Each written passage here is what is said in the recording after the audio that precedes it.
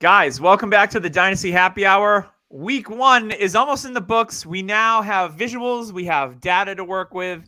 We have a lot of observations for this week. It was a fun week, a little slow start to week 1. I think there was like 4 touchdowns in the first hour and a half, and one of them was a defensive one. And I'm like, where is all this scoring? And then you know what it always does? Every year, week 1 starts slow, and then the second half comes, and then it started to flow, and things started to go well. My fantasy team started scoring points. Thank you, Justin Jefferson, Jonathan Taylor, and DeAndre Swift on the same team. Appreciate you. Shout out. Running backs don't matter, says Josh Trotta. I disagree. Anywho, I am here with Tyler. I am here with James. Man, it is good to have football back. James, what did your Sunday look like today? It started with a podcast at 9 a.m. to 10 a.m. to 12 p.m. I do the start sit for the Tilt is Real, the Sunday Tilt. And miraculously enough, I hit on a lot of my tilts this week. Shout out to our tilt squad. And you can check us out every Sunday morning. And then it was nice. Football on the couch for the rest of the day. Tyler, what about you? Yeah, for me, it was waking up. We went to a fall festival and I got home right in time, watched some football, ate some dip, and watched Atlanta blow a lead again. You know, it's cold in Minnesota. We all know that. And Atlanta loses a game closely. You know, they lose the lead and all that stuff. But no, It was a great Sunday. And, man, what a week. Yeah, lots of cool observations. Lots of, we finally got some clarity on usage, at least for week 1 and lack thereof, which is always important, when we're talking fantasy football, especially for dynasty football. Everyone's looking to see what did the rookies do in week 1, who made an impact, who didn't do anything. We're going to bring that all to you today, and it's going to be awesome because we're going to weave in some news as we go through. We go through the games as well. But before we do that, wanted to make sure that you check out fantasypoints.com. I know the season just started, but you can still sign up with code DHH22 and get 10% off a Fantasy Point subscription. Your draft might be over, and that's okay. They're going to give you guidance throughout the season, players to add, drop, waiver wires. If you got fab leagues, how much to spend on each player, who all the hot pickups are. They're going to guide you through the year because 90% of the subscribers made the playoffs last year and the year before. Lowest price in the industry. They've got all sorts of cool stuff, especially if you play DFS as well. I played some DFS today, just some quick DraftKings and a couple of quick underdogs. Made a little bit of money. I'd play for small change, and I'll tell you about that a little bit later. But make sure you check out fantasypoints.com and use code DHH22 today to get that 10% off. And while you do that, you got your phone in your hand. Maybe you're watching this on your phone or your laptop, desktop, however you prefer. Make sure if you're watching us on YouTube, you like and subscribe. Drop a like, as the kids say. Cool dad speak. So make sure you check that out as well. We will be live here every Sunday in some combination of me, James, Tyler, or the man himself, Corey, will also be on here and there to fill in as we go through. I won't be on next week. I'll be seeing Megadeth and Five Finger Death Punch. Cool. So I'll be doing that. Maybe Dad I'll broadcast rock. from the audience. I'll chime in when Megadeth's doing Sweating Bullets or something fun like that. Or Peace Sells, but Who's Buying? One of those classic hits. So without further ado, I want to get into these games. What do you guys think? We're just going to jump into it. We've already bored people enough. They're already yeeting out of here. Let's go to the first game I want to talk about, and that's the Saints and Falcons, because Tyler brought it up. So, Tyler, I want you to talk to me about this game. Now, not obviously the results of the game. That's all well and good. But what did you extrapolate from this game when it comes to the dynasty mindset that we all think of here on this podcast? What were the things that you saw that maybe piqued your interest, or some things that you were like, ooh, do not like that? Mariota is going to make it tough for Ritter to get in if he keeps playing like this. Ritter will more than likely come in maybe week 8 if Mariota keeps playing like this. The thing with Ritter is he's got that moxie, the I'm going to win. So I think if he was actually in at the end of the game, there'd be this weird kind of flow and mentality that he has, that he's always had for his college career, and that's, winning games, coming back and winning. We saw it in the preseason. Mariota, he did just fine. He, didn't pass for a touchdown or didn't throw a pick, but he ran for 72 yards and a touchdown. That's what Mariota's going to do. He looked fast. He looked nimble, but how long? That's the thing with Mariota, is how long will he last? He looked a little bit more beefed up than normal. That's true. He did. Yeah. And It's good to see, London getting 7 targets. I like to see that. The thing I don't like to see is Kyle Pitts getting 7 targets and 2 catches. Now, we talked about it off air, and Marshawn Lattimore was on Pitts a lot. He's the main weapon. They're going to cover him like a receiver.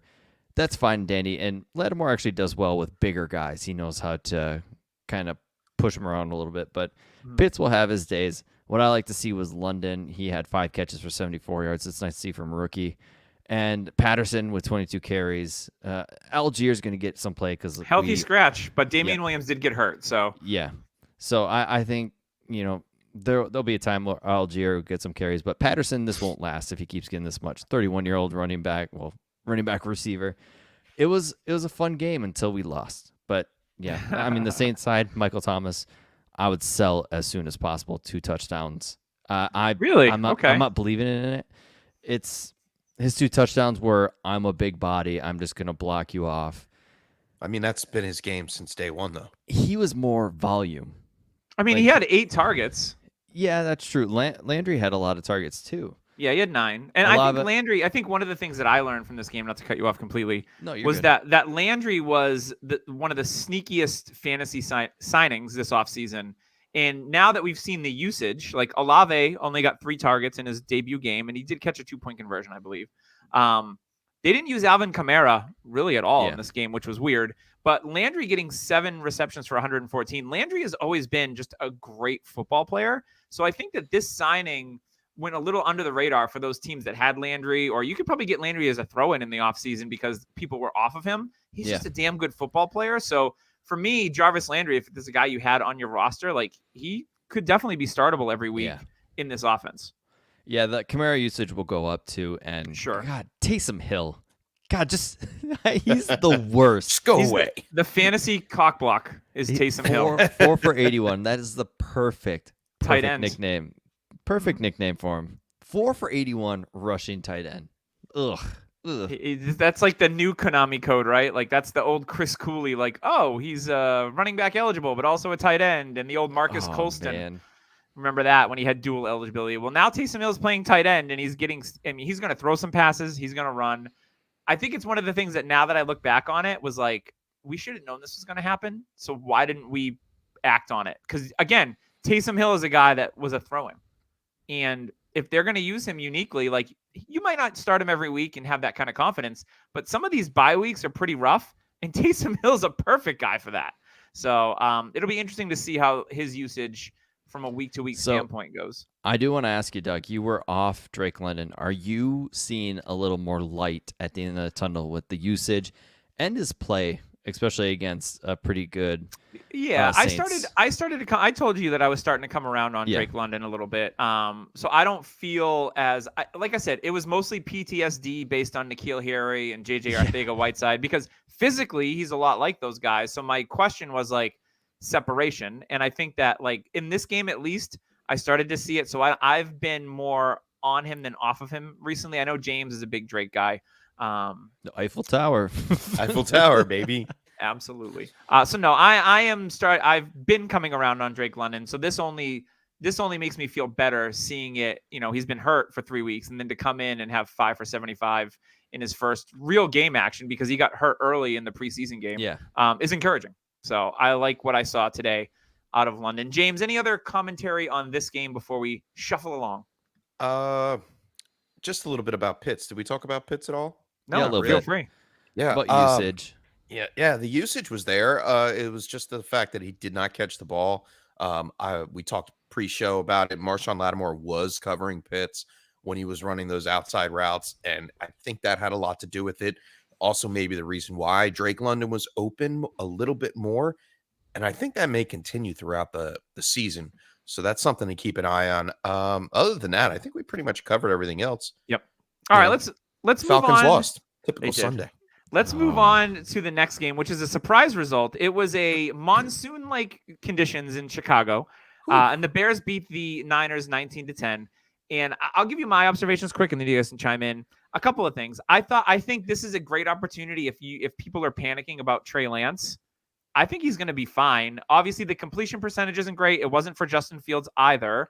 but he did rush the ball 13 times. The conditions were an absolute slop fest. If you see some of the highlights from that game, one of the worst conditions I've seen in an NFL game in terms of water. Elijah Mitchell did get hurt in this game. It's a knee injury. We don't know the severity yet. But with that said, Trey Lance carried the ball 13, Debo 8, Jeff Wilson 9, Brandon Ayuk 1. Inactives, Tyrion Davis-Price. Maybe if Elijah Mitchell is going to miss some time, this opens the door for TDP to get involved. And then receiving-wise, there wasn't much going on because of the conditions. But Juwan Jennings has been one of the guys that I've stashed in deeper leagues for a long time. He had 6 targets. Debo had 8. Everyone else had 2. Nothing much going on there. And then for the Bears, the big thing that stuck out to me, there's been a steady drumbeat for Khalil Herbert being a better fit in the system that they want to use. David Montgomery did have a couple of nice plays, but overall, his longest run was 6 yards, 17 carries, which is great. The usage is awesome, but 26 yards. Khalil, 9 for 45. He's the one that got the touchdown. So for me, this is a situation to monitor. But the biggest thing was Darnell Mooney not getting a target until the fourth quarter, and Cole Kmet getting 1 target and having 0 receptions. That's my shocker special of the day. I didn't see that coming. My bold prediction was Cole Kmet would lead all tight ends in receptions. Well, now he's got some extra work to do to make that happen. So those are the things that I was surprised by most. And I'm going to chalk it up to it's the conditions. Oh, he's going against the best. He's going against the best linebacker in the Fred NFL Warner. too. Yeah, Fred Warner is a great cover linebacker, and that helps. So that's part of it too. So I'm going to say, if people, again, if they panic about this game, because you know how people are irrational, I think it's a great opportunity to maybe see if someone's down on Kmet, Mooney, or Lance particularly. James, what do you think about this game? I think it was San Francisco's game to win until the third, maybe the fourth quarter. Really, we saw 2 late touchdowns from Justin Fields, one to Equanimity St. Brown, one to Dante Pettis of all people. So the usage on the highlighted players that we thought were going to make an impact for fantasy and for regular NFL scoring weren't there. Cole Kmet, like you mentioned, 0 receptions on 1 target. Darnell Mooney, 1 reception for 8 yards on 3 targets. I mean, these guys almost put up goose eggs completely. And if you were counting on them in your fantasy lineups, I mean, if anything, after week 1, yes, it was a slop fest. Yes, the rain had a lot to do with game script. But they definitely lost some value today. Yeah, and I think you're going to have people that overreact, but I am not one of them. So, Tyler, any other things from this game before we move it on? No, like you said, Lance should be fine. I mean, he's playing in sunny California. He should have plenty of nice games. Yeah. So let's move it on to the weirdest game of the day, by far. The Pittsburgh Steelers and the Cincinnati Bengals. Overtime, missed kicks. The Bengals, Joe Burrow turned it over 5 times today, and the Bengals still almost won this game. It was absolutely nuts. So, James, I'm going to give you this one, and then we'll give Tyler the next one. So there's a lot to extrapolate here, I think. So give me your observations from Pittsburgh and Cincinnati. Well, first and foremost, T. Higgins injured in this one. He will be in the concussion protocol. That is a question mark. I'm not sure who Cincinnati plays next week, but that's definitely something to keep an eye on moving forward. Jamar Chase, he's the real deal. We already knew that from last year. Heavily targeted, 16 targets, 10 receptions for 129 yards. That wasn't a catch. Oh my god. There was some nutty. There was a couple there that were supposed to be touchdowns, and the one that was a catch at the goal line, they should have reviewed at the beginning of the game, and they didn't. And it pretty much shot him in the foot. Tyler Boyd, I called a touchdown from him this morning, just random, and sure enough, it came true. I'm liking what I see out of the backfield. A lot more usage for Perine than I expected. I don't know why. Maybe he was just coming in and change of pace for Joe Mixon, but Joe Mixon should be fine. 27 carries, 82 yards. Didn't get into the end zone. 7 receptions, though. Yeah, 7 receptions is great. Amazing for 63 yards. On the other side of the ball, Najee Harris left this one. Not sure what the injury was. I think it was his knee? They said it was a foot, and foot. all the reports are saying that it wasn't serious and that he should be fine. But obviously, it's a situation to monitor because he had the Liz Frank in the preseason. Yep. That was like not an actual Liz Frank. So this is going to be a situation that, like, if he's going through that and then he hurts it today, could be very volatile going forward. Another thing that was funny, and we didn't talk about at the top of the show because we skipped through the news. You know, Jay Glazer comes out and says, "Oh well, you know, Tomlin says that they're going to bench Kenny Pickett for the entire season. Yet Mason Rudolph was the healthy scratch today. That just shows me that Kenny Pickett is there in the ranks. I don't believe anything that the media says."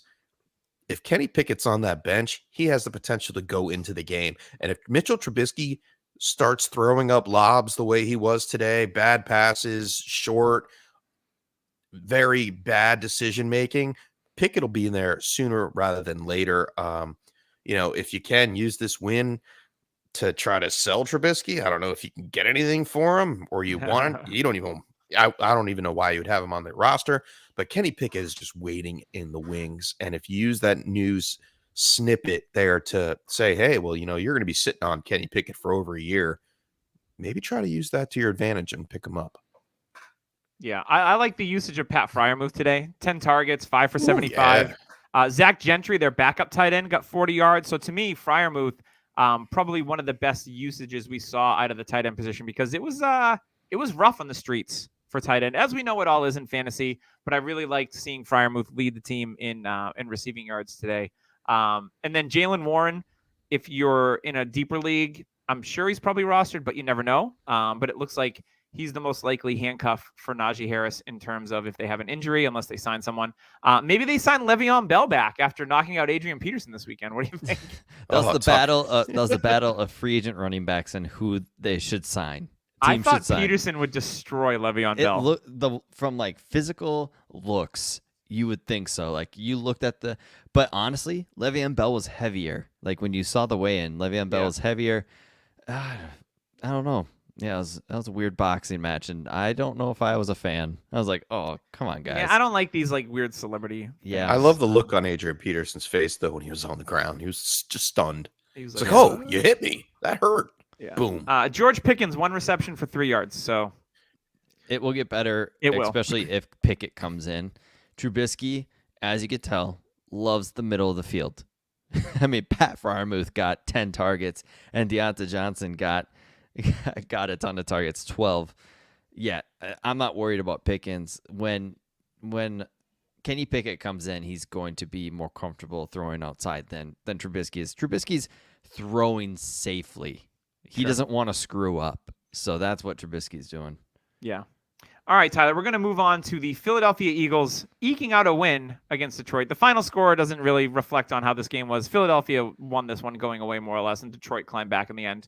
But there was a lot of fantasy goodness in this game, Tyler. So why don't you cover it for us here? Every runner scored a touchdown. I mean, if you're trying to figure out which running back you want to start, you won with either one. Miles Sanders ran really well. Yeah. Really well. 13 for 96. You know, it's the Lions. I'm not going to put too much into it because the Lions' run defense has not been good for years. So this, to me, is kind of like we should have seen this coming. But all the running backs scored. Gainwell, Hurts. You know, I'm not gonna say he's a running back, but he ran 90 yards rushing. Yeah. Yeah, 17 carries for Hurts. Miles Sanders 13 carries for 96 yards and a touchdown. Boston Scott scored a goal line, and then it was just AJ Brown, 10 catches, 150. Like he had over 100 yards at halftime. It was nuts. 13 targets for him. Devonta Smith, 4 targets, no catches. We sucks. Should be worried because this secondary is ungood, and if he can't do anything against this secondary, that's tough. Maybe it's just like hey, here's AJ Brown, everybody. Smith may have his games, but you're not going to know when to start him. And if he throws up goose eggs for you, that's going to hurt you from week to week.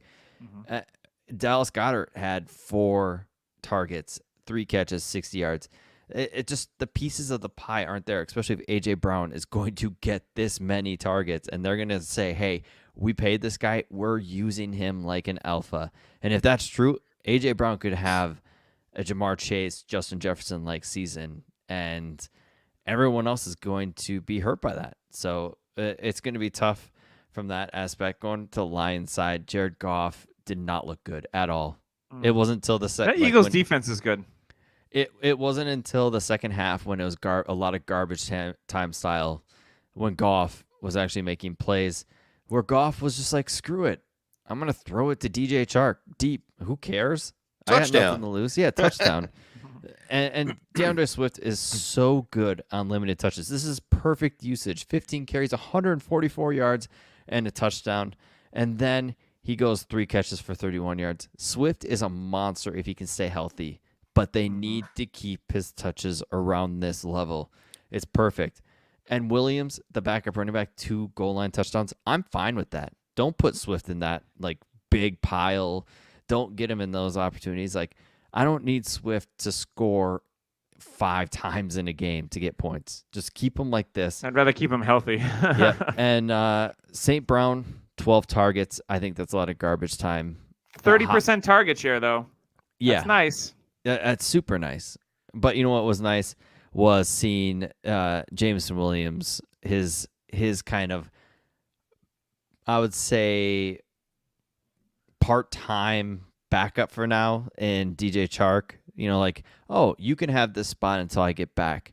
He had 8 targets, 4 catches, 52 yards, that deep bomb.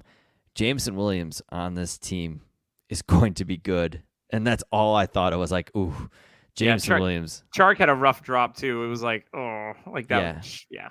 I mean, so all in all, though, I think Detroit played a heck of a game to climb back into this one at the end. I think they were down 31-10 at the half or something like that. Eagles let up. Yeah, Eagles let up, sure. and they were running the ball a lot more. And Dan that's Campbell where we team saw don't quit. We know that. Miles Sanders had a Yeah. really good break up the middle.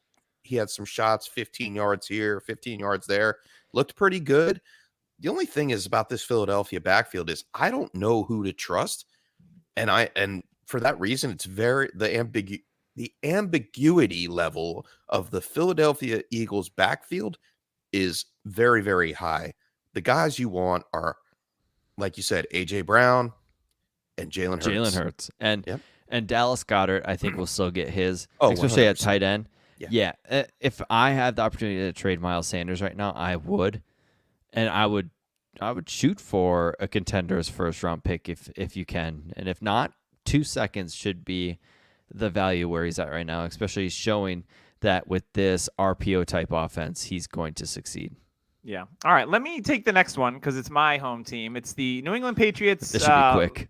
Yeah. Just like losing the game was. losing to the Miami Dolphins 20-7. Dolphins did have a defensive touchdown, which didn't help. Mac Jones did have a back injury in this one. He's getting x-rays, so we don't know the severity of that. I think Mac X-rays came back negative. Good. All right. I think, Mac had a tough luck, like tipped pass interception, and then he had a fumble, but his left tackle, Trent Brown, wasn't paying attention, and it was a clear path to Mac Jones. So the turnovers I don't necessarily put on Jones himself. I thought he played pretty good at times.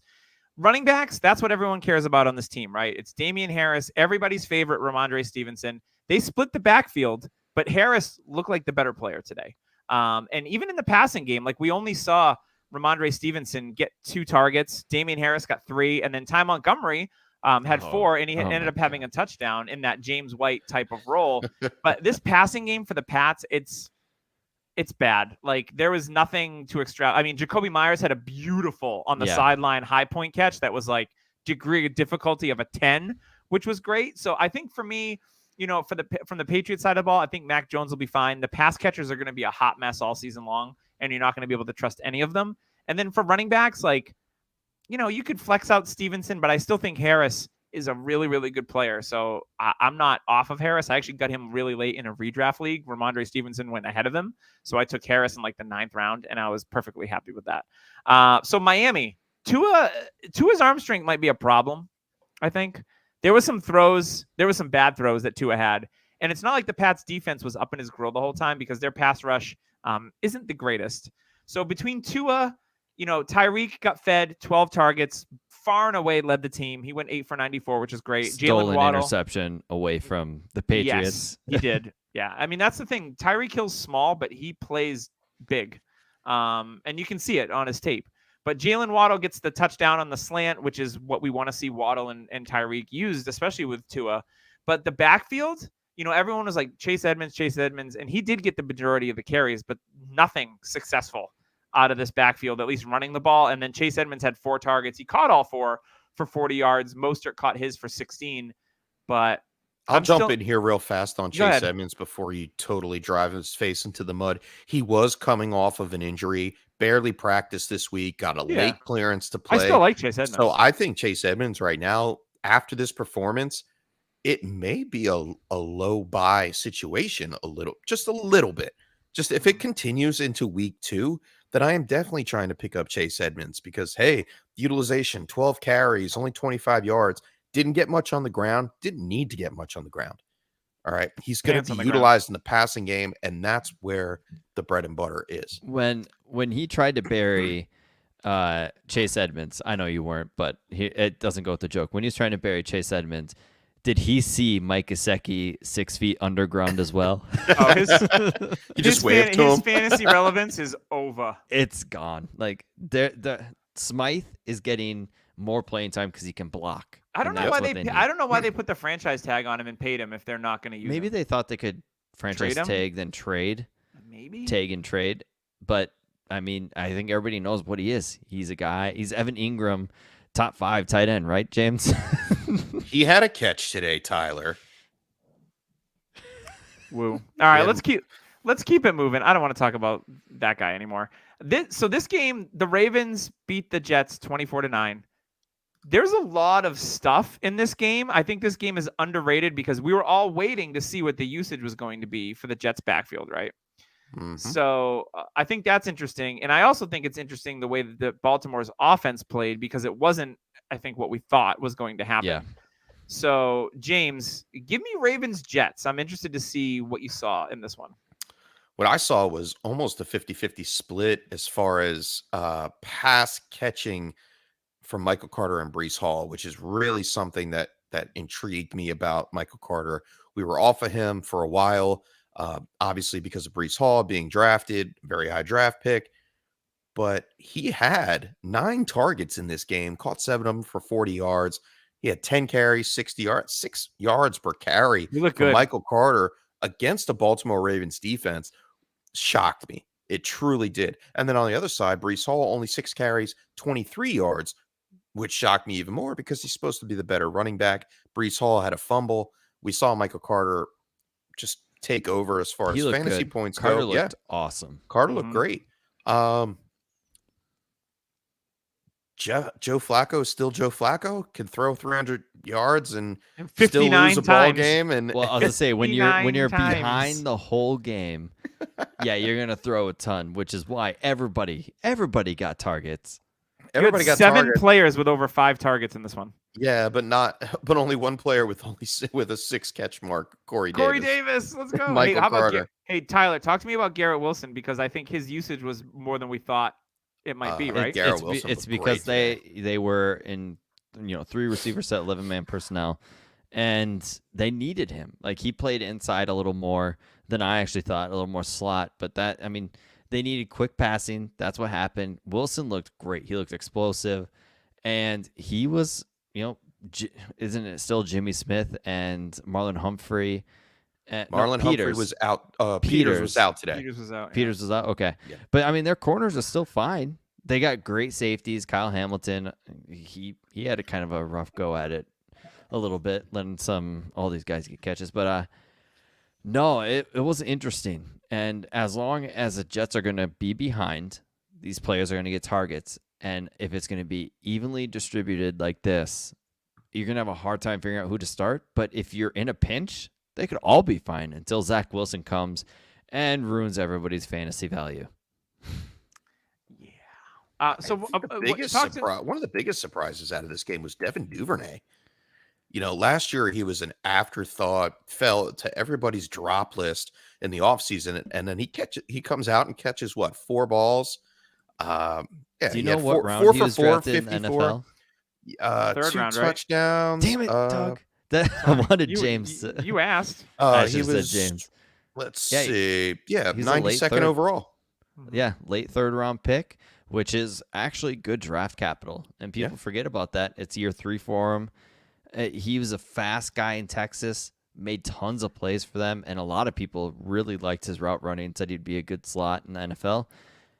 Yeah, I actually liked what I saw. I have him in a couple teams. And the Bateman hype, it's going to be scary. I think it's going to be a rough road for Bateman this year. Thank God he had that long touchdown. Yeah, because I think it was 2 a for weird 59 game. and a touchdown, and the 59 yards came on a 55-yard touchdown. That's scary. I think it was a weird game offensively for Baltimore. They're trying to find themselves, I think. Without a true running game, these running backs are terrible. Kenyon Drake is not good. Mike Davis is not good. Like Definitely they need J.K. Dobbins. They need that explosiveness. Gus. And until those two come back, this offense is going to be different. Like Lamar hardly ran 6 carries for 17 yards. That was odd to me. He had plenty of opportunity, but I think they were quarterback spying Lamar with Mosley. So I mean that's a really good linebacker spying. And Tyler, I was told that Isaiah Likely would be the third option in the passing game, and Lies. I didn't think it was likely targets. he would score 0 points. Remember when I said Tyler Huntley is the guy that you'd want him to throw the ball? Yes, that is very true. Well, he is the backup, so I'm not thinking that. And Mark Andrews, this is fine. He's a tight 5 end, for 52 is okay. Yeah, it's fine. But in a game where they didn't have to do too much, they didn't do too much. Yeah. But it was nice to see Lamar actually complete that pass to Bateman down the field. I mean, we all know Lamar has a big arm, but he doesn't show it off too much. And man, that was a great throw. Yeah, it was fine. It was nice to finally see them connect on a big one. All right, I'm going to take the next one. This was actually a low-key fun fantasy game because of some of the things that we saw happen in it. It was the Washington Commanders beating the Jacksonville Jaguars 28-22. I thought Trevor Lawrence looked good at times, bad at times. Interesting that James Robinson, coming off the Achilles injury, looked perfectly normal. Like, God damn it, Cam Akers. Can I tell you why? Why? James Robinson is a different play style. He's the kind of low gravity, big bruising back. He's a hammer. He doesn't cut. He doesn't need to. He doesn't cut. He's patient. He waits for blocks to progress. He's a different runner than a guy like Cam Akers is, who actually depended on his explosiveness, who out of college only played running back 3 years and was newer to the position, but he was like, I'm fast, I'm explosive. That's what I'm depending on. He may have lost some of that. So Robinson's in a different category. Yeah, there was some things, and I think the same thing like with Lawrence, like he looked good at times and bad at times. Same things for ETN. He touched the ball 6 times and had 65 yards, which is nice, but he had a couple of drops and he looked a little lost at times. So I think that, Travis Etienne not playing at all in his rookie year and then getting up to speed in a shortened preseason is going to take a little bit of time. And James Robinson, even though he was injured, like he knows, he's had NFL experience and they're going to rely on him. The team loves him. So that doesn't surprise me. But Christian Kirk, we saw a usage of a $20 million man. Cooper 12 Kupp targets, 6 for $117. He had a 49-yard reception. And then, we didn't see much from Marvin Jones or Evan Ingram. But Zay Jones, I think he's sleepy. I think Zay Jones, I loved what I saw from Zay Jones last year with the Raiders. I actually started him in a playoff game when he was getting targets. And you want to talk about a career that's potentially a huge turnaround. He was a former second-round pick, right, out of ECU. Yep. And has the coolest gif of all time, by the way. The freaking floating one. Holy, I will never figure. I watched that so many times, and I have never figured out how he did that. It was like he hit rewind. It was like a moonwalk with your whole body. It was weird. It was like he floated up. Yeah. So Zay Jones, I think, again, if you're in deep dynasty leagues and Zay Jones is available, go get him. Like he was second on the team in targets. He looked good. So I'm loving that life. Now, when we switch over to Washington, we all know the Brian. Wait. Evan Ingram. He didn't drop a pass. That's exactly 4 receptions on 4 targets. That's it. All right, now we can go to Washington. All right, so for Washington, lots of surprises here. We all know the Brian Robinson situation. It looks like he might be back in week 5 from recovering from his gunshot wounds. He doesn't have crutches or anything. He has to miss 4 games because he's on the non-football injury list. So we all knew that Antonio Gibson was probably going to be the guy that led the way. What we didn't think was going to happen is that Antonio Gibson was going to get 8 targets, catch 7 of them for 72 yards, as well as have 58 on the ground. So a really nice game for Antonio Gibson. And my guy, this has been my boy for a while, Curtis Samuel. He's Here we finally go. healthy again. He missed last year in his first big year of his deal for Washington. But before that, with Carolina, they used him all over the field, a lot like the Niners use Deebo Samuel. So we saw Curtis Samuel get 4 carries for 17 yards, 8 receptions for 55 and a touchdown, 11 targets. He led the team in targets, which is awesome. So we had McLaurin had a late start, but Carson Wentz, beautiful deep ball to Terry. It was awesome. Yeah. I liked what I saw from this offense. Carson Wentz, I've been saying it to people that have been down on him in Superflex leagues. He had 27 touchdowns and 7 picks last year for the Colts. He made some bad decisions, and that's what people remember, but he didn't play all that poorly from a fantasy perspective. He was a QB1 for a lot of the season. So I like Wentz with Gibson and then maybe eventually Robinson. Definitely finished this week as a QB1. Yeah, you put McLaurin in there. You got Samuel back. Logan Thomas is healthy. He started, so he didn't miss any time coming off the ACL. He got 6 targets. And then Jahan Dotson, the rookie, scores 2 touchdowns in his beautiful debut. catch. Beautiful 2 catch in the beautiful end zone. catches. Contested catches for Jahan Dotson. He looked really, really good, and he's been a sleeper all draft season. He has mid-first round draft capital, and you were able to get him in the early second round in some leagues, which is a shame. He's looking the part. Guys like Matt Harmon that do reception perception love this kid. So Jahan Dotson, to see him score twice in his debut was awesome. So I actually liked what I saw from both of these teams. I think the Jags, with ETN have some more work to do, but from a Washington, is this the sleeper offense? It could be. Could be. Yeah, I mean, if my brother from another mother can keep playing like this, I mean, he made a couple of mistakes like Carson Wentz always does. He's always going to. The thing that I liked is it seemed like the team rallied around him, which you didn't see with Indy. You didn't see with Philly. They kind of gave up on him. Do you think Wentz is like, this is my 3rd team in 3 years and I need to get my stuff together? Yes. Honestly, I think it's a little bit of a reality check. He looked himself in the mirror and said, "Hey, quit being a douchebag and be better." And he's like, "You have really bad acne. You should get on that." Yeah, That's what he said. proactive. Are you guys still a company? You should be proactive. But you know what? If you're using proactive, there's one other thing that you can use if you want to look better, and that's Manscaped. You can use Manscaped for all sorts of awesome things. You can use it for the nose hairs if you're getting a little older, the ear hairs, which I suffer from. I'm in my mid-40s, so I need to use the weed whacker a lot. The Lawnmower 4.0 wireless charger, it's awesome. It's got skin-safe technology. It's not going to tear you up. It's going to be able to shave all sorts of hair on your body. You shave your chest, you shave your areas. It's going to take all of it. It's got an LED light, so it'll guide the way to get you the perfect trim. And then on top of that, you got 2 awesome devices. And then you know what? You can take care of your stuff. You got some aftercare stuff. You got your crop preserver, a crop cleanser, reviver. You can make your undercarriage smell like brand. It's like new car smell, but for your junk. It is absolutely awesome. So go on manscaped.com. Use code DHH. New junk smell. New junk smell. Use code DHH for 20% off at checkout. And that, once again, it's Manscaped. Your balls are going to thank you for doing that. For that new junk smell, Manscaped. Yes, I think it's Tyler's turn. This is a kind of a weird game as well. Yeah, thank you. Thank you for this.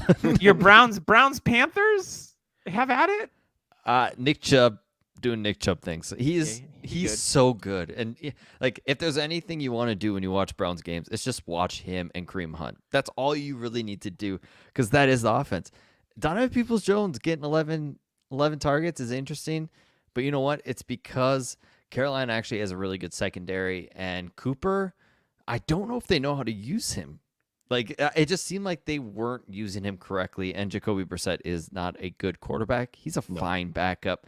My favorite tweet was by one of the Browns reporters, and it said, "We spent all this draft capital and all this money on a quarterback that we won't even see till week 11, and we just beat the Panthers with our running game, and Baker could have done all of this. Like, Baker could have been an upgrade." And it's true. Like, it's just because you kind of stop believing in, okay, we have an okay quarterback. That's fine. But people are so in a rush to be like, oh, he's not our guy. He's not elite. He's not Herbert. He's not Mahomes. We got to get rid of him. Like, there's only so many of those quarterbacks, and it seems like the NFL's in this mode where it's like, nope, we don't have one of those guys. We're going to keep trying. So for me, that was what I found interesting. Kareem Hunt got a lot of catches. Doug and I, we got Kareem Hunt real cheap in the offseason, and it Yep. looks like it's going to be awesome because he looks good to go. He looks a He- little yeah, bit more of a Last thick year of boy his this contract, Kareem Hunt, huh? Yeah, season. he Looks a little bigger. thicker. Yeah. And that's okay because you know what? He's getting up there in age, and you kind of need to hold up a little Still better. has elite feet. Yes, so true. 2 Speaking of elite touchdowns feet, today. Very we are nice. going to go to the Panthers and Christian McCaffrey. He started late. It looked like, oh God, we're gonna get a dud week from McCaffrey. Touchdown saved him. He had 4 catches. I think the targets will go up because I think Mayfield later on in the game was like, hey, hold on a second. This guy behind me is really good. I need to get him touches. And the Panthers too. Robbie Anderson caught a deep bomb, beautiful deep ball by Baker. Saved his day. That's what Baker's good at, the deep ball. This Cleveland defense is really good, and they were gunning for Baker. So Baker's game he had today, I'm actually putting where it is lower than what we should expect. I think we should expect better, especially in the division he's in. 4 fumbles. Yeah. That's got to change. He had 4 fumbles, like 2 or 3 snaps. I got something to tell you. Pat Elflein is their center. We drafted him in Minnesota. There's Yes. a reason why we needed to replace him all the time. We switched him to guard. We tried everything. He sucked everywhere, and he's their starting center. There's a reason why he is ungood, and I think it's that. I don't blame those on Baker. I think Pat Elflein is not good, but this game, DJ Moore, 6 targets. He'll have a better game. He'll be fine. I mean, when you got Denzel Ward on the other side, that is an issue. He's one of the best corners in the game. Is Terrace Marshall dead in Dynasty? Yes. Yes. Did you see the tweet where it said LSU's 2020? I didn't see any tweets, no. They said LSU's receiving core of 2020 or 2019 scored this many points. It was like so many catches, 300 plus yards and 3 touchdowns. And Terrace Marshall, Chase, and Jefferson were in that group. And Terrace Marshall had none of them. Like that was Chase and boy. and Jefferson. So yeah, I mean, you can pretty much put him underground next to Gesicki. He's done. He's done. Hey, how about your boy Donovan Peoples-Jones with double digits targets today? Yeah. And Njoku with 1. Yeah, Oh. I went on a podcast. Well, not on a podcast. I put a little clip in. I said Harrison Bryant was a perfect buy before the season because Njoku was never healthy, and the usage is always weird with him. Harrison Bryant's a great player, but yeah, I think Njoku will be fine. He should be. He's going to have massive games. He will have some massive games. I think when Watson comes back, that's when he will explode. Let's hope so. This game could explode. It was not fun It was to watch. rough. It was very It rough. went back and forth for a while. They won it at the end. Like I thought Yeah. Carolina had it sealed up. Yeah, it was a thrilling end, I guess. Speaking of a thrilling end, that didn't end because it ended it ended at a tie. Can I tell you guys something? This whole Sure. division does not have a win. Yeah, that's true. The AFC South is absolutely winless. So James, talk to me about the Colts and the Texans. 50 passes from Matt Ryan, 352 yards, only 1 touchdown.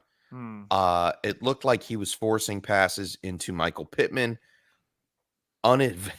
Inadvisable passes. Okay. A lot of them were off target. He was getting rushed. The real winner today was obviously Jonathan Taylor.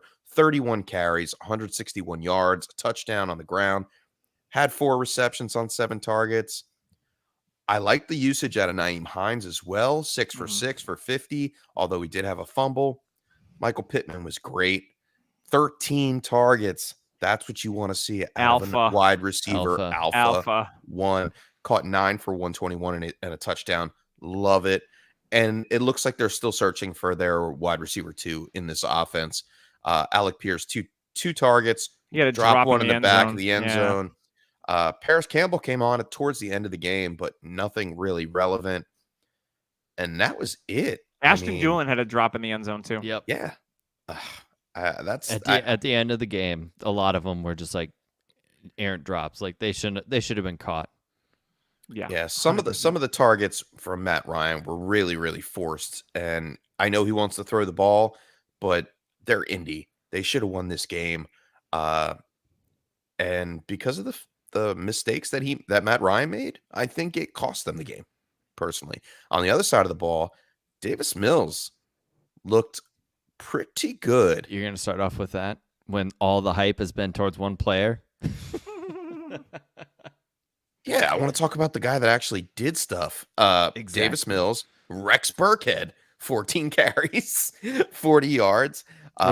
Did Pierce get hurt? No, Nope. Pierce didn't get hurt. He had 11 carries and 33 yards. He caught his only target for 6 yards. And listen, I believe it was the game script. They're going to have a hard time. I mean, running Houston the was ball up in this out game the for a gate. while. Burkhead had 14 carries. The whole game script thing won't work. No, because Oh, Houston was up 20-3 at one point, I huh. believe. Yeah. Yes, Yeah, sir. they were. Uh-huh. You're right. Interesting. So it's not game script.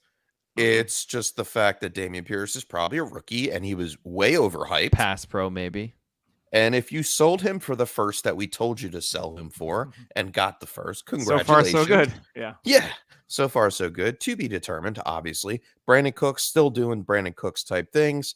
12 targets, 7 receptions, 82 yards. I think that's pretty much it. Oh, no. Surprise, surprise. OJ Yes. Howard.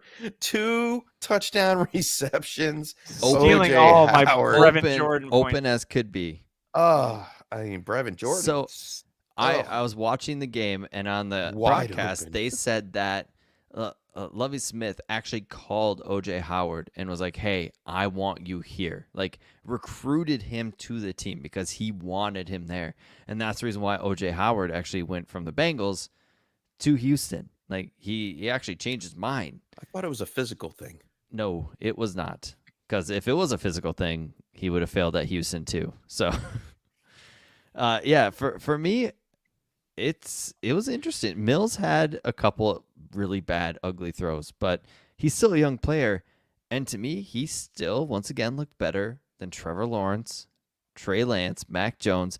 Like, I heard the other day, what if Davis Mills was in New England?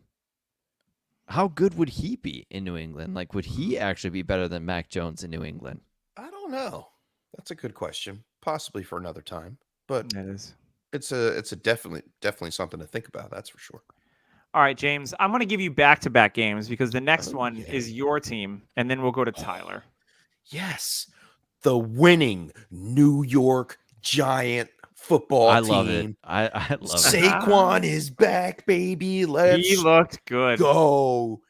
18 carries, okay, and he carried it well into the fourth quarter. We saw Matt Breida mixed in barely with only 5 carries. Barkley had himself a day. 164 yards and a touchdown, caught 6 out of 7 targets for 30 yards and a 2-point conversion. Saquon Barkley's back, man. Full force. He's not always going to break it all the way. We saw him get taken down late. Towards the end of Safety some had the big angle on him. runs. Yeah, but oh my goodness. Welcome back, Saquon. And Dabble has made Saquon Barkley the focal Wait, point Hey, of this. Dable? Joe Judge. Dabble. Hey, You know, it's a Joe Jersey Judge. accent thing. Joe Judge. This is how you use your all-pro running back. Yes. Well, in Joe Judge's defense, Barkley was not himself last year, coming off the injury. Because Joe Judge was Year his one. coach. And Saquon Barkley is finally healthy, showed up. Guess who else showed up today? 2 receptions on 2 targets. Kenny Galladay caught 2 Why balls. are we talking about Kenny Galladay? No, He didn't the look real like a surprise cardboard here cutout, for so me that was was nice. Sterling Shepard. Wandale Robinson got hurt. Wandale, oh my he God. was going to have a massive game. Yeah, he Huge, was. huge game. All the targets that Shepard got later in the game should have been $1. Yeah, Richie James, too. Oh, Like, yeah. All of those targets would have been one. You know what name you're not saying? It's Kadarius Toney, It's because he who didn't had do anything. 0 targets.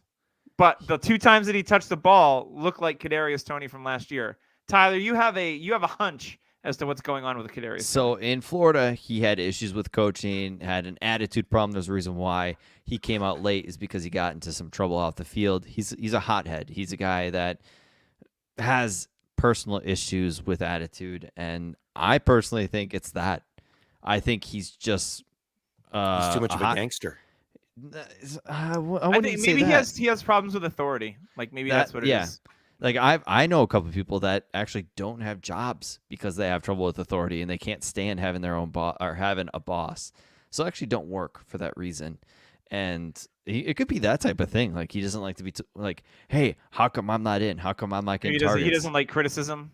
Yeah, Like, that could be it. And maybe that's not part of what the Giants want to do because it looks to me like they're building a perfect. I mean, when Dayball was on the sidelines, like ripping Daniel Jones a new a-hole, like I love can't to see it. Yeah, I love to see it too, but I can't see a guy like Tony he's gonna be like, yeah, forget you, like I don't care. Yeah, 100%. He's not gonna be perceptive to the feedback. So that could be it. Very interesting. Go Usage. buy Wan'Dale Robinson because he's gonna have a massive target share. Yeah. Hey, Now- do you guys know who led the Titans in targets today? I was Titans in targets. Your boy, Kyle Phillips. Yeah, buddy. Wilson Phillips. The new Wilson slot Phillips. machine in the NFL. Let's go. Hold up for one more day. 6 for 66 and a fumble. He did fumble a kickoff or a punt, yeah.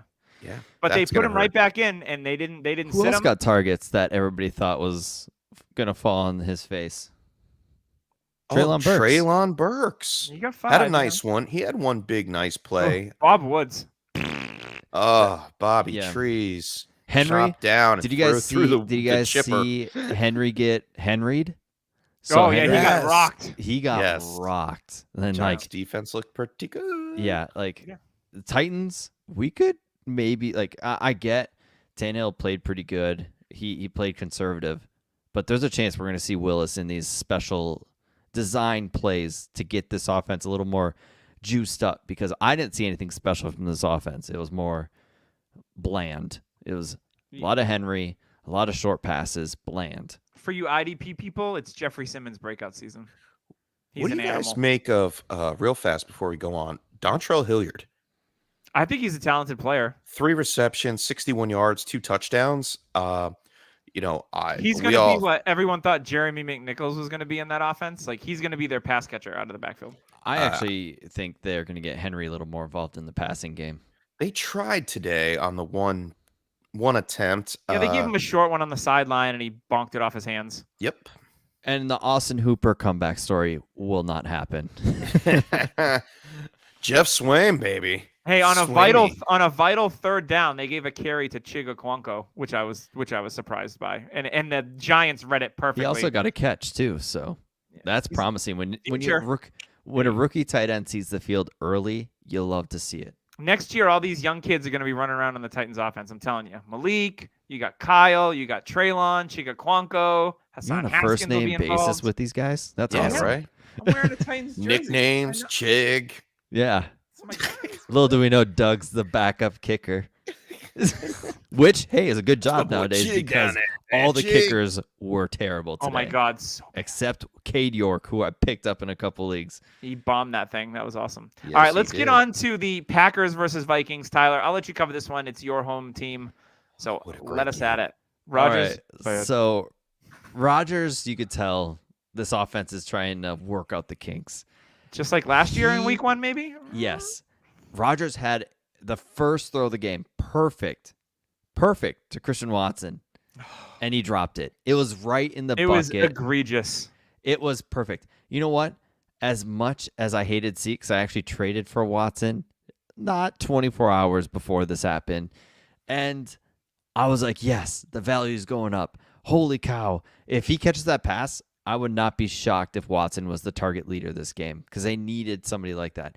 But Rodgers, of course, being stubborn and upset, didn't let that happen. Romeo Doubs, 5 targets, 4 for 37. I actually like to see that because anytime a rookie 4th-round receiver returns in value, I'm loving it.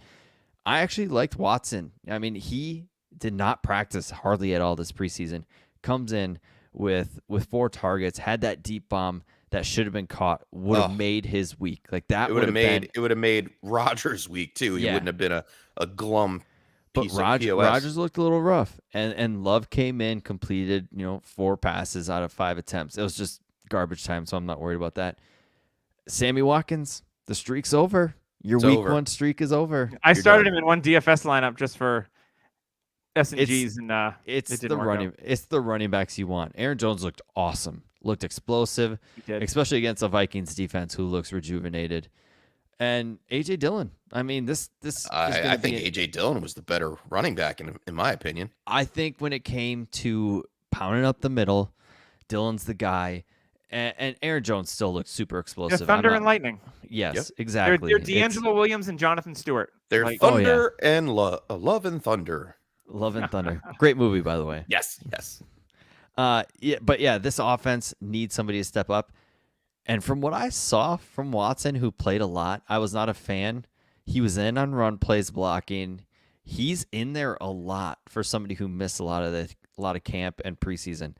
That was what I found interesting. He's just going to get better. Yes, if you have the opportunity to buy him for like a second, I would do it. Like, I was never a fan, but what I saw from the usage and how they used him, I love it. He could be an MVS plus for Rodgers, which is just fine because MVS had massive games.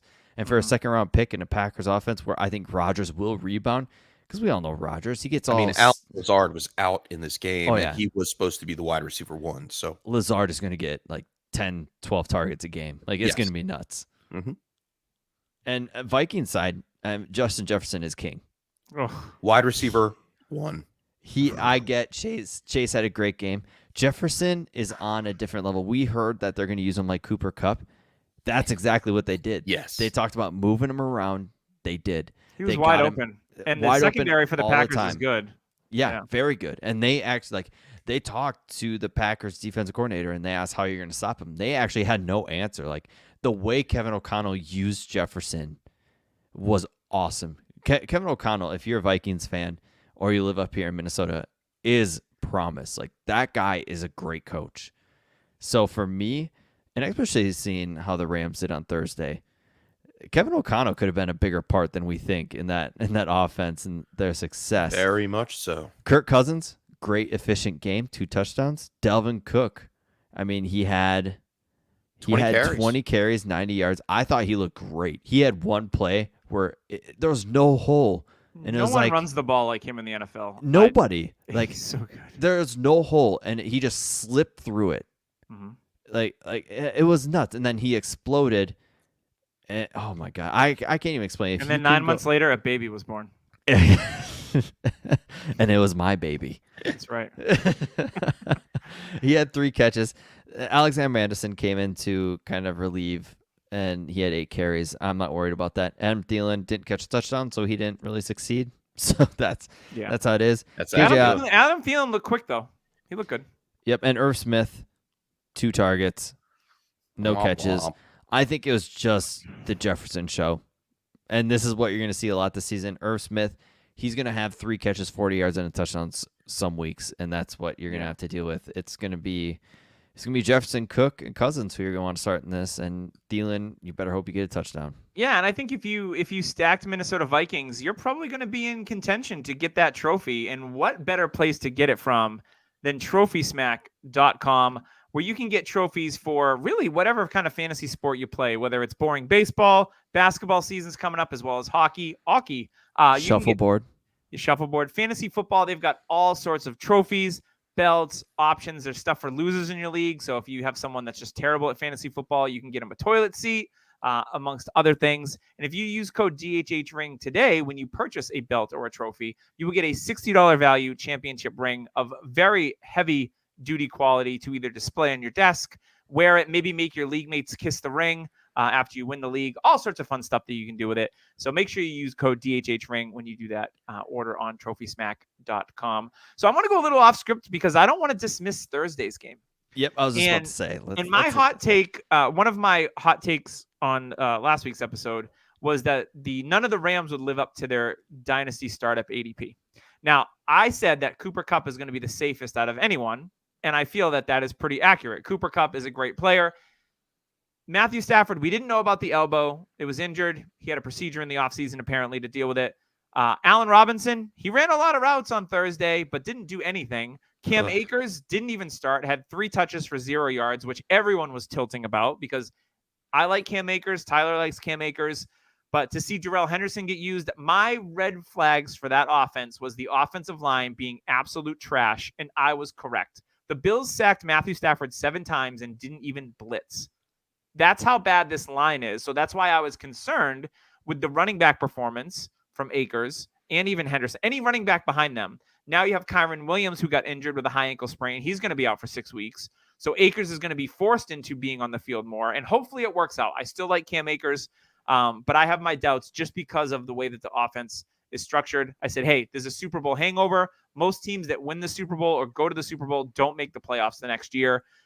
I don't think they look smooth at all. I think Cooper Kupp is safe, but everyone else, I'm concerned. Higbee had a lot of targets, so some of those will probably go to Allen Robinson. Lots of concerns for the Rams offense. On the Bills side, I thought they looked really, really good. They turned the ball over 4 times. They could have hung 50 points on the Rams in this game if they didn't turn the ball over. Josh Allen looked awesome as usual. Stephon Diggs got it rolling early. We saw Gabriel Davis score on a broken play, and he had a lot of targets as well.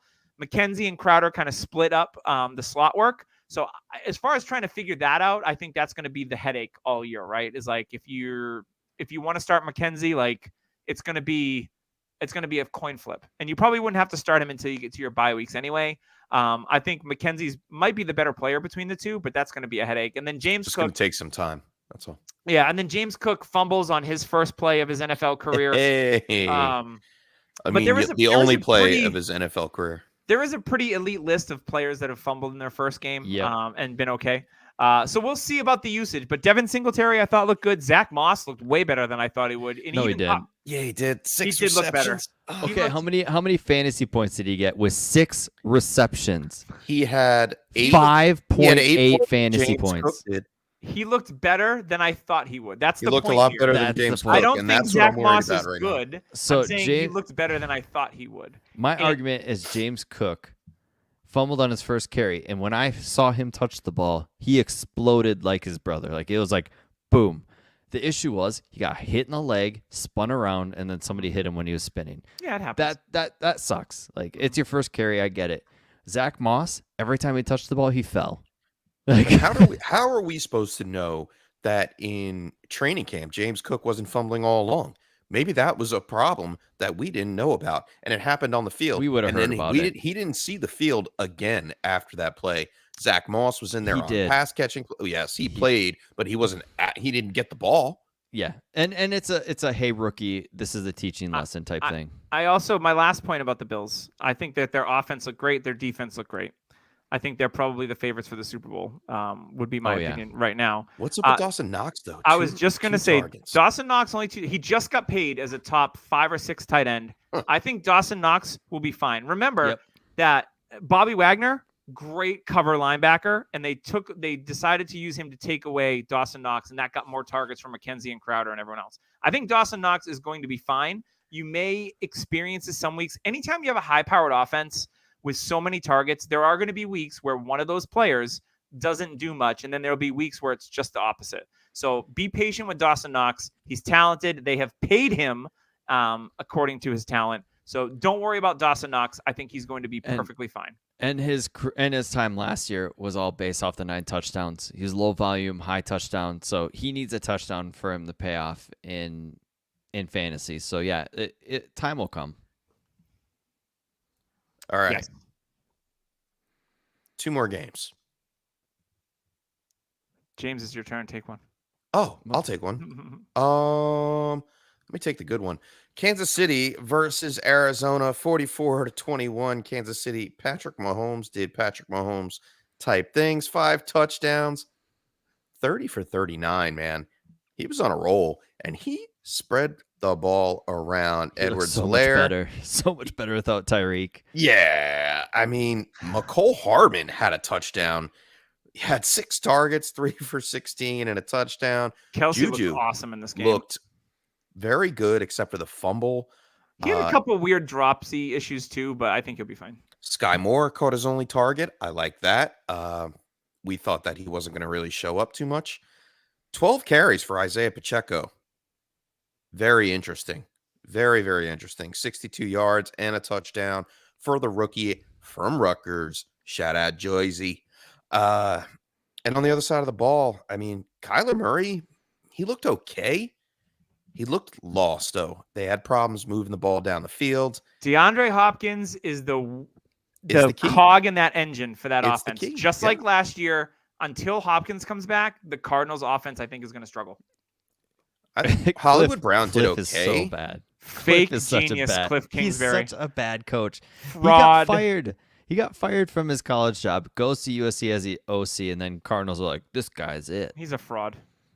I'm Travis sorry. Kelsey did Travis Kelsey type things. 8 for 121 and a touchdown. Fortson caught a touchdown. Mhm. Like we said, Mahomes did Mahomes type things, spread the ball around. Kansas City is still on the winning side of a lot going forward, I believe. From what I saw today, I think Clyde Edwards-Helaire, I mean, he only had 7 carries, but what he did with those 7 carries, averaged 6 yards a carry. 3 That's catches, impressive. 2 touchdowns. Yeah. 22 fantasy points, depending on your scoring. Rojo, healthy scratch. Yeah. Oh, But yeah, that was great. But wait. I was told Rojo is going to eat away at his touches. It's Isaiah Pacheco. We knew it was going to be Pacheco. And Jerick McKinnon will actually, I think McKinnon will get more involved in the passing game if there are more shootouts. Yeah, I mean, they were comfortably in the lead the whole freaking Yep. game.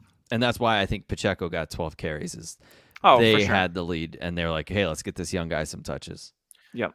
Yeah, and as always, the offensive line for Arizona did very poorly.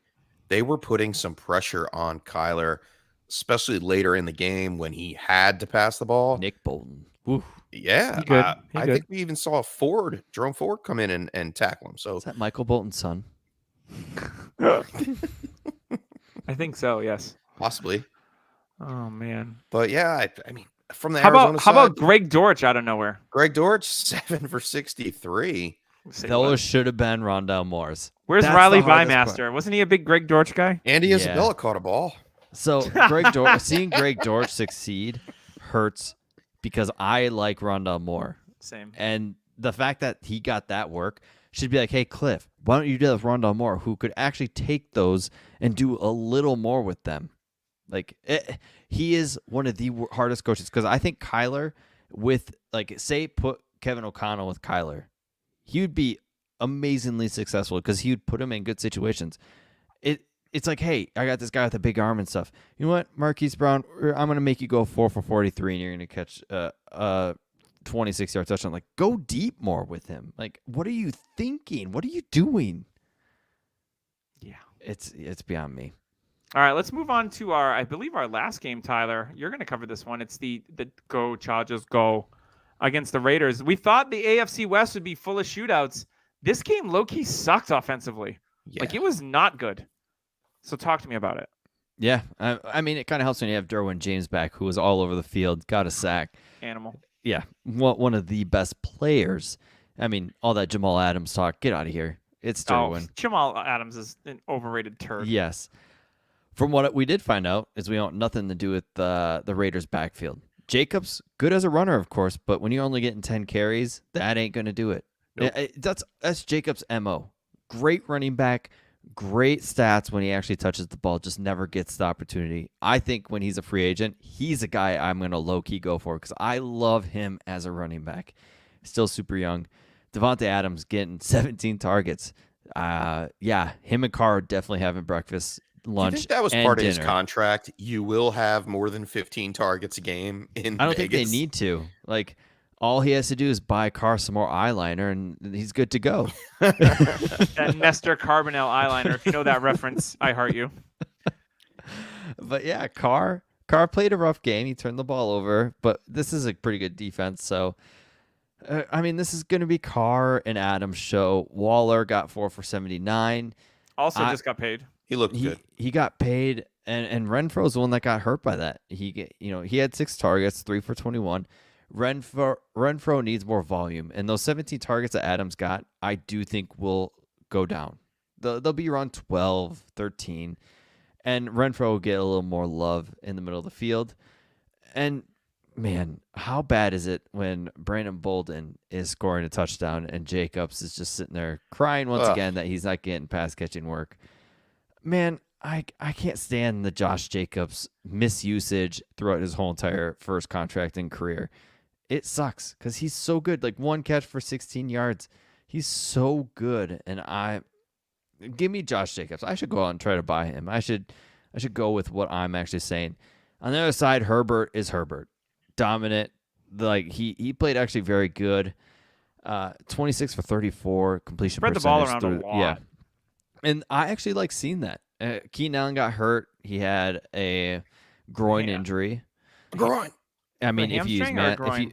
if it's a groin injury, he should use Manscaped a little more. Yeah, It was and a they play hamstring. on It they was his play on hamstring. Thursday against Thursday, the yep. Chiefs, so that chances are he may not make that game. And also Says his hamstring hamstring news. injury isn't. Hamstring news. isn't- Also, Chris Godwin hurt his Yep. hamstring as well. So, which is common for players coming off of ACL injuries. Yeah. That's Yep. unfortunately. Delvin Cook ran into a lot of those after his Mhm. ACL. I mean, when you got guys like DeAndre Carter going off over Josh Palmer, for me, I think that's more of a, hey, we didn't kind of game script around this happening. Palmer should be the replacement for Keenan Allen if he can't go. And if that's the case, I actually like Palmer for a bounce back. He had 4 targets, 3 for 5. They should use him a little better. And, How about the Mike Williams owners tilting off the face of the earth today? Ugh. yeah. And Keenan Allen goes down. Everyone's like this, like that Yes. meme where he's like, Yes. No. nope. Hobbs is a really good corner on the other side. People don't realize how I like good. Calvin as well. Yeah, Hobbs for the Raiders is the reason why Calvin. I get that. Delayed reaction. I see what you did there. No, and the backup running backs, Sony Michel 7 for 12. Ugh. Kelly 4 for 21. Austin Eckler did not do much. He on had the he had a ground. bad game, and honestly, like Doug said, it's because Herbert was spreading the ball around. Herbert's a elite quarterback to where if something is not going to work, he's not going to push it towards that. He's not a young quarterback anymore. He's not going to just keep feeding the same person and keep going after elite players. If he knows a player's open and is winning like DeAndre Carter did, that's where he's going to go. Herbert's smart. He's a young quarterback, but he knows what he's doing, and I think that's the case here. They used Trey McKitty. They were trying to use Trey McKitty a lot. which He's is a interesting. fullback. He's like a H-back now, which He's interesting. yeah, a But super Gerald athletic Everett. guy. Gerald Gerald Everett. Everett. He'll got finish as a touchdown. tight end 1 because all you need is a touchdown and a couple catches to do so. So Oh, go my Gerald God. Everett. But yeah, this game was definitely interesting, and Herbert is the guy that if you have him, you're happy. Adams, of course, with the massive a lot of elite receivers got fed today, and that's what you love to see. Absolutely. All right. Any final words before we wrap up week 1?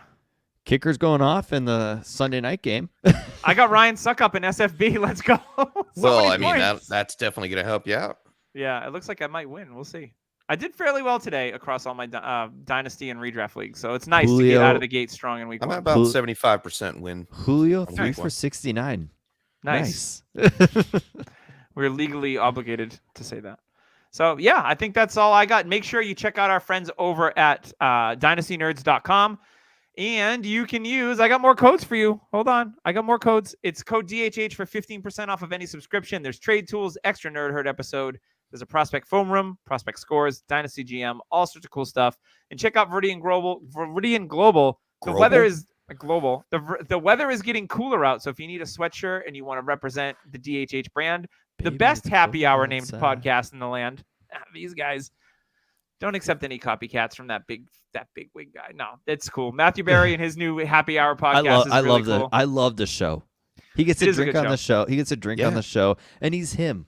Like he's not held back. He just gets to Yeah. be him. I love it. Yeah, there's no the stuffy ESPN. He gets to be more Yeah. chill. I listened to a couple episodes of it this past week to kind of get a feel for it, and I do enjoy it. And Connor Rogers, who I followed forever with Matt Miller when they did their scouting stuff, when Yep. he was host, I think he does great work, and he brings in more college. Like, oh yeah, he was this good in college. It's like, oh, you love to hear Yeah. that. Yeah, and if you stumbled upon this podcast by listening to that one, welcome and Welcome. please return and leave We're us just a, as good, I swear. leave Yeah, us a for rating sure. and review in iTunes, and we'll get bumped up the charts so more people can find us. We would appreciate that. So until next time, I have been your host, Doug Eddy. For James Crease and Tyler Gunther, we will see you next week in week 2 on the Dynasty Happy Hour.